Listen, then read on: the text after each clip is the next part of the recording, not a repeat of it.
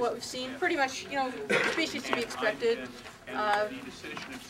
There are quite a bit of mule deer activity out there, and Division of Wildlife has asked us to address that as part of our planning process. So everybody's got good stuff. Animals too, have you addressed that? We didn't really come across much. Used to be some where that racetrack was there.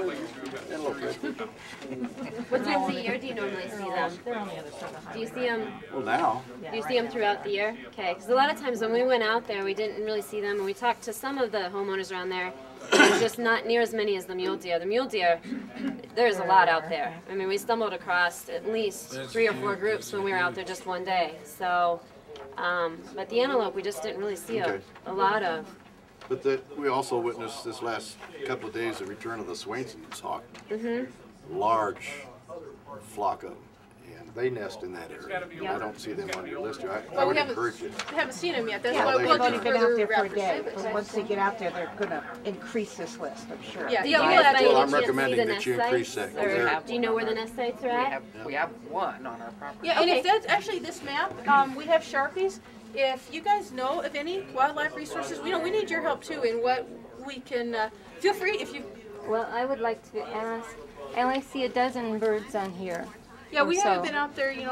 That's just the list that we've compiled from the time that we've spent out there so far. My husband and I have lived out there for 6 years, and we've seen about 74 birds. Are you the one that compiled the list? Yeah. Okay. All right. Yeah. Yeah, and in addition to falcons and eagles, there's the mountain plover, there's a calliope hummingbird, there's a scaled quail, and there's a lark bunting. That's on the website. Yes.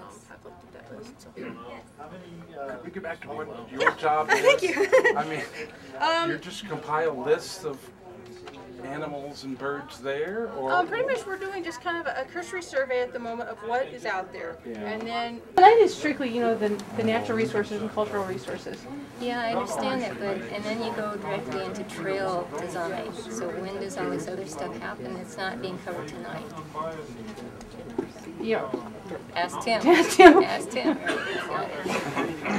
Now, when you do your report, are you going to add in the federal laws and regulations too? Oh, yeah, those will all be addressed in the report. Whatever, species that are, would be impacted, federal or state with the species.